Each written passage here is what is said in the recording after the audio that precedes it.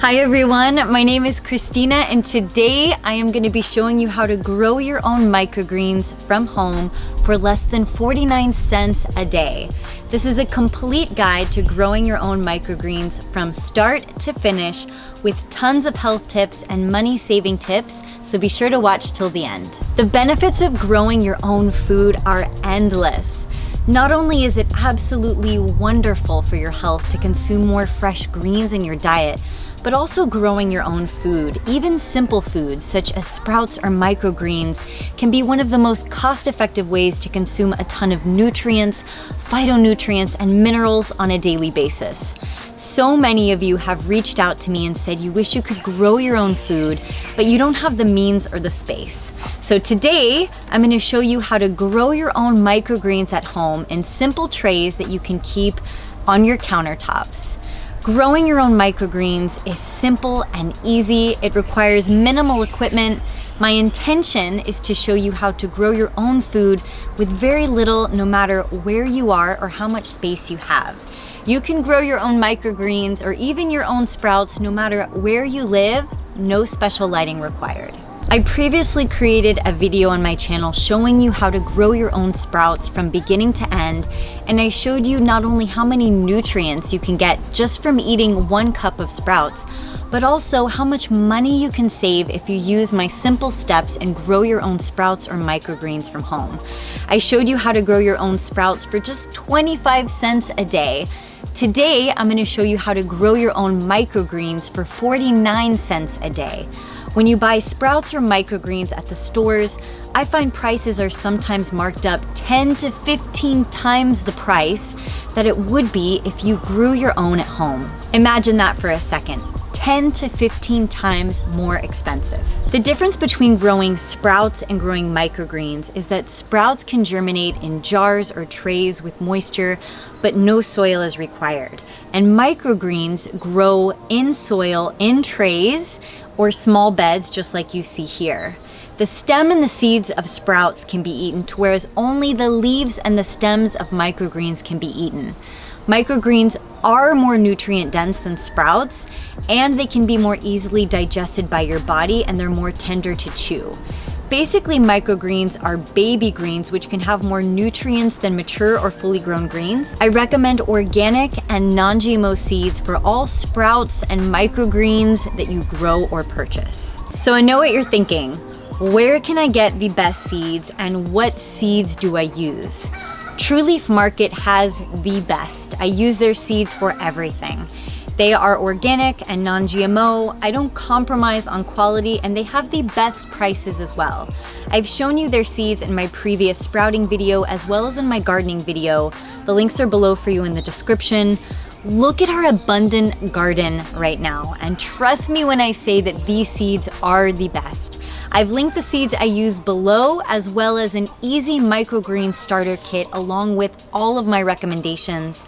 Definitely check out True Leaf Market, get your seeds, and start growing. This is where you begin. You gotta get the seeds, that's step 1. Just to give you an idea of quantity when it comes to their seeds, 1 pack of seeds from True Leaf Market is only $2.99.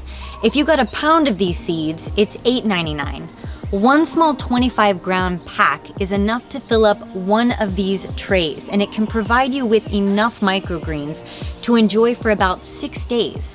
That comes out to be 49 cents a day, and you can get at least a couple cups full of microgreens each day. That's incredible. Let's touch for a moment on the quality of soil and soaking your seeds. I recommend organic soil. I'm using organic compost soil for these trays. Please get the highest quality soil that you can. Quality matters when it comes to soil. You want a fine-grained soil. You don't want a chunky soil. The larger the particles, the harder it is for your seeds to grow through the dirt. So let's get started and jump into planting our microgreens seeds. A secret starter tip to helping you grow microgreens is this. Before you add in your soil, pour 2 cups of water into your first tray to help prevent mold. This is called bottom watering, and it helps to prevent molding, especially if you live in a humid climate like me, so this tip really is essential. Once you've added some water into your tray, it's time to add the soil. Don't add soil all the way to the brim of the tray. It'll make it more challenging to harvest once the seeds grow. So leave about 1/2 inch of space below the surface of the tray. Once I have my soil evenly spread in my trays, I begin to sprinkle my seeds on top of the soil. You can see I'm using my hands here, and I get very personal with this process. For me, this is very therapeutic. You can see here I'm planting dun peas, sunflower seeds, a salad mix, beets, radishes, kohlrabi, and so much more. I grow about 3 to 5 different kinds of microgreens each week, and I tend to mix it up. I first planted these 5 trays and then later planted 5 more trays with different varieties of seeds, but we will get to that shortly. The seeds are different sizes and of different varieties. The larger the seed, I recommend adding more into your tray. The smaller the seed, the less you'll need to sprinkle on because they'll spread much easier and grow more abundantly. I recommend measuring about 1 to 2 ounces to spread onto your surface before you begin.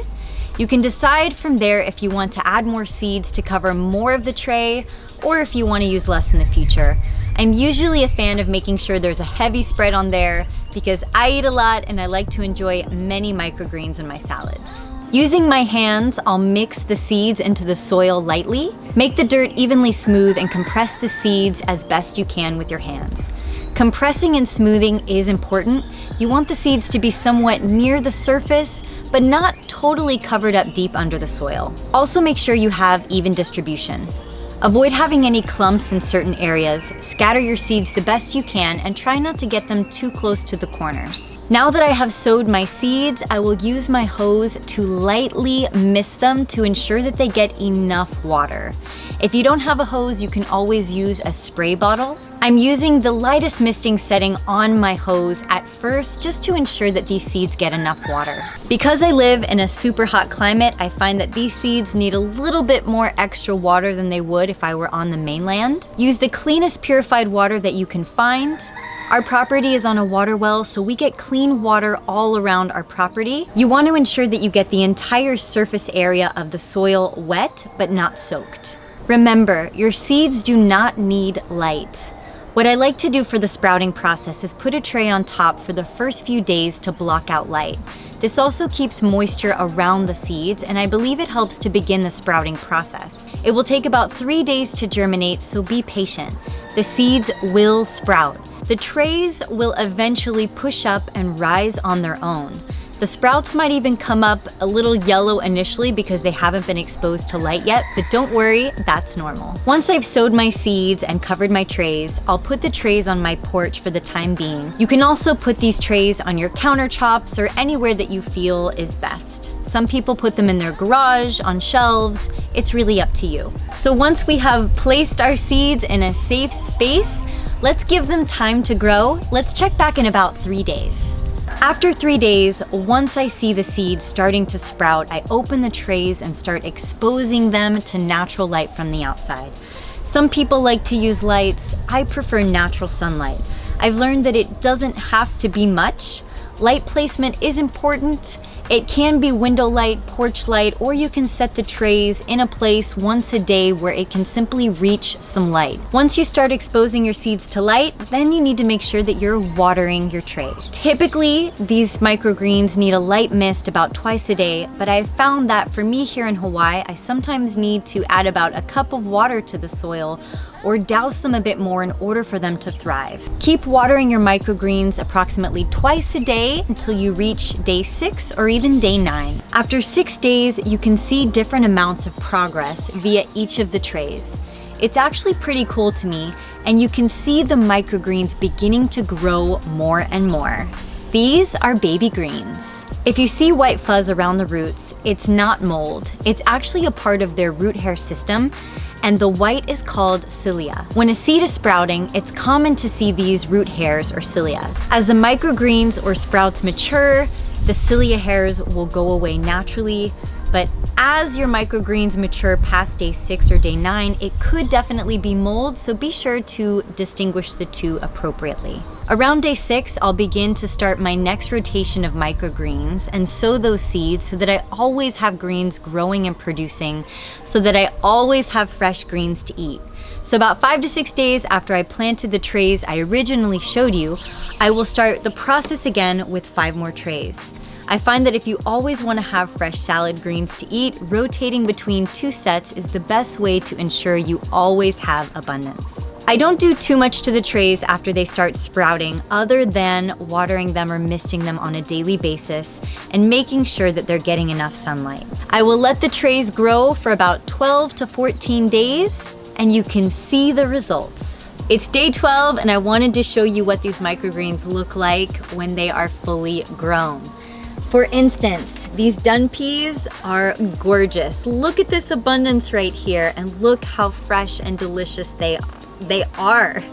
You can take your scissors from this point moving forward and you can cut as much as you need. You cut it fresh and you use it fresh and you can add it into a salad or use it any which way that you like. I personally love to take my microgreens and use them in a salad. I make rainbow salads every night. I cut them just like this and consume them. They are so nutrient dense and delicious. You know, I consider my body to be a temple and I like to feed my temple with the absolute best and the absolute best quality, and microgreens are one of the most nutrient dense foods on the planet. Eating raw and vegan is one of the most nutrient dense lifestyles, and I know my body thanks me for this. So as you can see here, I have a variety of the microgreens that I've showed you in this video from the ones that I've grown, and they've all come out amazing. For the sunflower microgreens, sometimes there'll be shells on top. You can either pick them off one by one, or sometimes I find that they just naturally fall off when these mature, and you can just shake it like this and the seeds pop right off. There's no limit to the amount of microgreens that you can consume. So if you felt like you wanted to make a salad out of this entire tray, you could do that as well. For the sake of showing you one thing that didn't go right this time while I was filming to show you how to grow microgreens, I was growing these beautiful red microgreens that I was going to show you, and then Coco started digging in on this side and ruined my tray. I still will probably grow these out a bit more and enjoy them, but just wanted to let you all know that dogs and cats do enjoy eating microgreens, and if you leave them in a place where they can reach them, they will go for them. So just something to be cautious of if you have animals in your home. They might go for your trays, so be sure to put them in a place where your animals can't reach them. I am so happy with how my microgreens turned out, and I love, love, love growing my own food. If you're wanting to learn how to grow your own food, starting with sprouts or microgreens is a very easy way to begin, and it teaches you a lot in the process. Not only that, but like I said before, if you don't have a lot of space or if you don't have room to grow a garden, sprouts and microgreens are the next best thing. They're nutrient dense, they're affordable, they're delicious, and they're fun. For those of you who think that you don't have a green thumb, don't leave it up to chance. Be sure to buy the appropriate seeds that will guarantee you a yield so that you have abundance to consume. Like I said before, if you want to get into growing your own microgreens and sprouts, your seeds matter. Please check out True Leaf Market. Those are the seeds that I use to grow my own sprouts and microgreens. The seeds will not let you down, okay? They're guaranteed to give you an abundance of yummy greens to eat. So be sure to check them out. I've included the links for True Leaf Market below for their organic, non-GMO seeds. You can thank me later. For those of you who want to get their microgreen starters kit, the trays are included along with an assortment of recommended microgreens that are easy for beginners. If you have liked this video, if you've learned something, if you've appreciated this content, please give this video a thumbs up and hit the subscribe button because there is only more goodness to come. I have a garden update coming for all of you very soon that I'm excited to share with you. For those of you who want to check out my previous video on growing your own sprouts and also how I grew my garden, those links are also in the description below for you so you can check them out. I want to thank you all so much again for joining me in this video today. I hope it inspires you to grow your own microgreens, to grow your own sprouts, to maybe even start your own garden. I have found that growing your own food is one of the greatest joys in life, and I only hope to be able to share this gift with you. Thank you all again so much for joining me today. I can't wait to see you all in my next video. Sending you all my hugs and my love.